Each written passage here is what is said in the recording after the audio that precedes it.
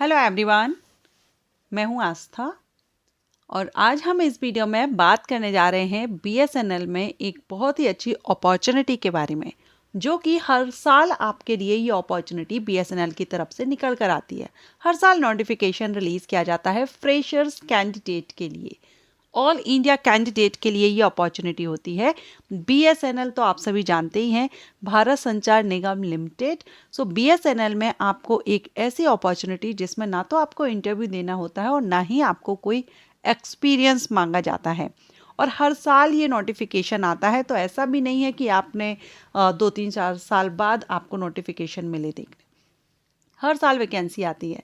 तो अगर आप भी इंटरेस्टेड हैं, वीडियो में बने रहिएगा, क्योंकि अभी हाल ही में बीएसएनएल की तरफ से फिर से एक और नया वैकेंसी जो नोटिफिकेशन है वो जारी कर दिया गया है सेट को लेकर के। BSNL set notification 2026। सेट क्या है?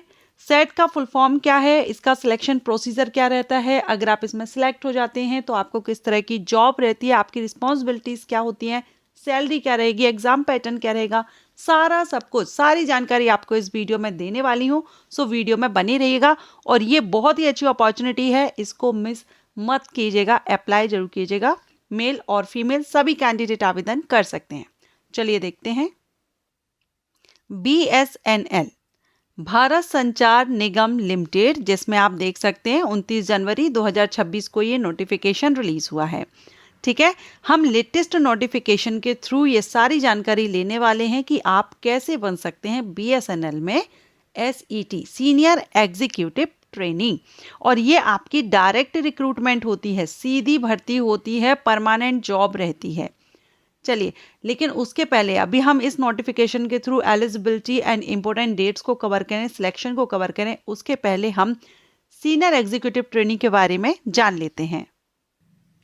बीएसएनएल में सीनियर एग्जीक्यूटिव ट्रेनी का जो पद है, ये एक बहुत ही महत्वपूर्ण प्रबंधकीय पद है और इनका मुख्य कार्य जो रहेगा, अगर हम देखें, क्योंकि ये जो वैकेंसी आती है एसईटी के लिए, ये अलग अलग स्ट्रीम के लिए वैकेंसी आती है, जैसे कि टेलीकॉम स्ट्रीम हुआ, फाइनेंस स्ट्रीम हुआ। आप यहाँ पर इसको स्ट्रीम कीजिएगा, ठीक है, टेलीकॉम स्ट्रीम, फाइनेंस स्ट्रीम। तो डिपेंड करता है आप किस स्ट्रीम के लिए अप्लाई कर रहे हैं या जॉब ले रहे हैं। अगर आप टेलीकॉम स्ट्रीम से अप्लाई कर रहे हैं तो फिर इसमें आपको देखिए एलिजिबिलिटी, अभी हम देखेंगे क्या क्वालिफिकेशन रहेगी टेलीकॉम के लिए और क्या क्वालिफिकेशन रहेगी फाइनेंस के लिए। पहले आप यहाँ पर रिस्पॉन्सिबिलिटी देख लीजिए। टेलीकॉम स्ट्रीम में अगर आप जाते हैं तो आपको telecom management, capacity planning and सेवा की गुणवत्ता जैसे कार्य शामिल रहेंगे। वहीं अगर हम फाइनेंस की बात करें तो फाइनेंस से आप समझ ही सकते हैं, अकाउंट मैनेजमेंट हो गया, लेखांकन एंड बजट या कर प्रबंधन जैसे कार्य आपके इसमें शामिल रहेंगे। बाकी इसकी जॉब प्रोफाइल पर और भी अलग से मैंने वीडियो अपलोड किया हुआ है, लिंक आपको आई बटन पर दूंगी, उसको भी विजिट कर लीजिएगा। तो चलिए वापस से चलते हैं नोटिफिकेशन पर। तो सबसे पहले हम क्वालिफिकेशन को कवर करते हैं, उसके बाद अगर आप इसके लिए एलिजिबल हैं तो वीडियो को आप आगे देख सकेंगे। तो यहाँ पर आप देख सकते हैं, educational qualification for senior executive trainee, direct recruitment, telecom and finance. तो टेलीकॉम ऑपरेशंस में जब आप जाते हैं तो इसमें आपको बैचलर ऑफ इंजीनियरिंग या फिर बैचलर ऑफ टेक्नोलॉजी डिग्री आपके पास होनी चाहिए, कम से कम 60% मार्क्स के साथ रेगुलर फुल टाइम डिग्री आपकी होनी चाहिए।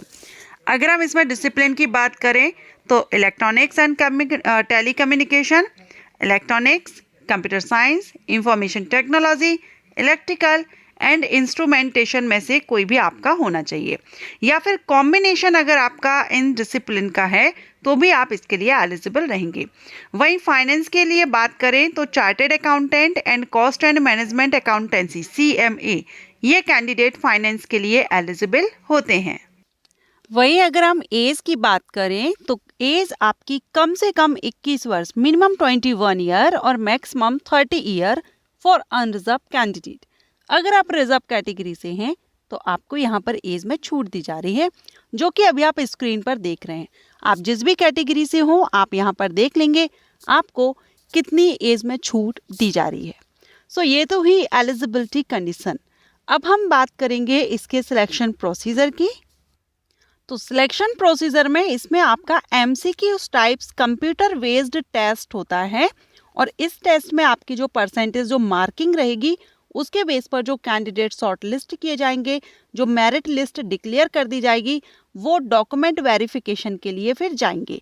तो इसमें कोई इंटरव्यू वगैरह नहीं है, डायरेक्ट आप फ्रेशर कैंडिडेट है, अप्लाई कीजिए, रिटन एग्जामिनेशन दीजिए और डॉक्यूमेंट वेरीफाई कराइए। और अगर आप ये सारा सब कुछ स्ट्रेस क्लियर कर लेते हैं तो आपकी जॉब इसमें लग जाएगी, परमानेंट जॉब आपकी ये रहती है। स्कीम ऑफ एग्जामिनेशन की बात करेंगे तो MCQs टाइप्स एग्जाम आपका रहता है जिसमें 2 पार्ट रहेंगे। पहले आप टेलीकॉम के लिए देख लीजिए। पार्ट फर्स्ट आपका एप्टीट्यूड टेस्ट होता है जो कि कॉमन रहता है सभी के लिए। इसमें 40 क्वेश्चन 40 मार्क्स के रहेंगे।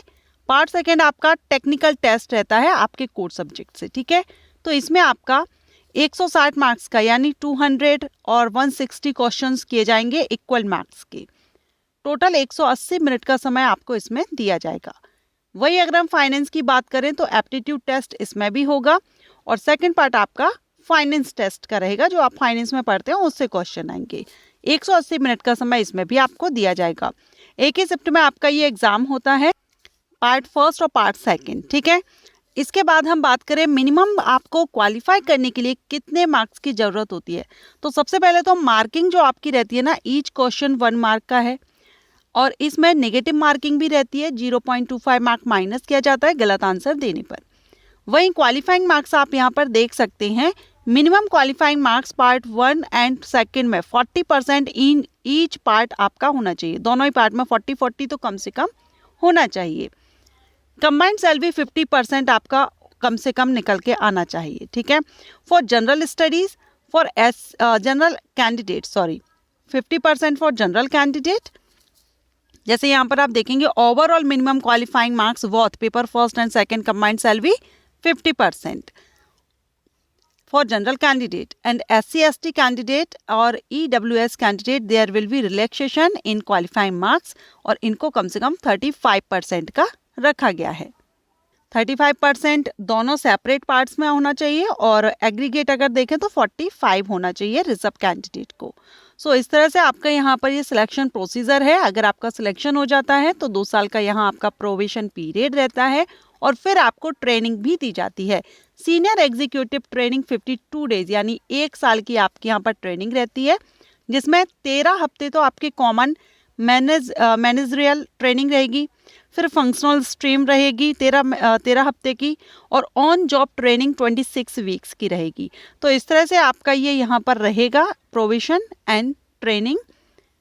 करियर प्रोग्रेस भी आप यहाँ पर देख सकते हैं, लेकिन इस पर मैं अलग से वीडियो अपलोड करूँगी, ठीक है। एग्जामिनेशन फीस, अगर आप इस एग्जाम के लिए अप्लाई कर रहे हैं तो 2500 रुपये तो अनरिजर्व कैंडिडेट के लिए रहेंगे, बाकी 1200 रुपये रहेंगे यहाँ आपके। प्रिस्क्राइब्ड एग्जामिनेशन फीस 2500 रुपये आपके OC OBC EWS candidate, 1250 SC ST PWD candidate के लिए। अगर हम अभी 2026 की बात करें तो टोटल नंबर ऑफ वैकेंसी 120 आई हैं। टेलीकॉम के लिए 95 है और फाइनेंस के लिए 25 है। कैटेगरीज वाइज आप यहाँ पर देख सकते हैं। इंपॉर्टेंट डेट की बात करेंगे तो आवेदन आपके 5 फरवरी से स्टार्ट हो जाएंगे। 7 मार्च 2026 तक आपके एप्लीकेशंस चलेंगे। ऑनलाइन आपको अप्लाई करना होगा एंड एप्लीकेशन एडिटिंग पीरियड आपका ये जो एग्ज़ाम है, date and time for start of application editing period यानी करेक्शन विंडो, ये आपकी 8 मार्च से रहेगी and date and time of examination तो ये आपका 29 मार्च 2026 को रहेगा। डिटेल सिलेबस आपको नोटिफिकेशन में ही मिल जाएगा। नोटिफिकेशन में आप नीचे स्क्रॉल करेंगे तो आप देख सकते हैं डिटेल सिलेबस दिया गया है। तो बहुत ही अच्छी अपॉर्चुनिटी है, परमानेंट जॉब है और यहाँ पर एक बॉन्ड भी आपको देना होता है 5 साल तक के लिए, जो सिक्योरिटी बॉन्ड रहता है वो भी इसमें आपको देना होता है। लेकिन अपॉर्चुनिटी काफ़ी अच्छी है। अगर हम सैलरी की बात करें तो सैलरी यहाँ पर आप देख सकते हैं 50,500, 24,900 से 50,500 यहाँ पर पे स्केल E3 ये यहाँ पर डिटेल में दिया गया है। तो अच्छा मौका है, अच्छी जॉब है, ऑल इंडिया लेवल पर रहती है। ऑल इंडिया में कहीं भी आपको पोस्टिंग मिल सकती है, ट्रांसफ़र किया जा सकता है। इंडियन सिटीज़न एलिजिबल हैं अप्लाई करने के लिए। सो एप्लीकेशन 5 फरवरी से स्टार्ट हो रहे हैं। अगर आप इंटरेस्टेड हैं तो अप्लाई कर सकेंगे। लिंक एक्टिव हो जाएगी 5 फरवरी 2026 से। ये जानकारी, ये इन्फॉर्मेशन आपके लिए यूज़फुल रही है तो वीडियो को लाइक ज़रूर कीजिएगा। Thank you.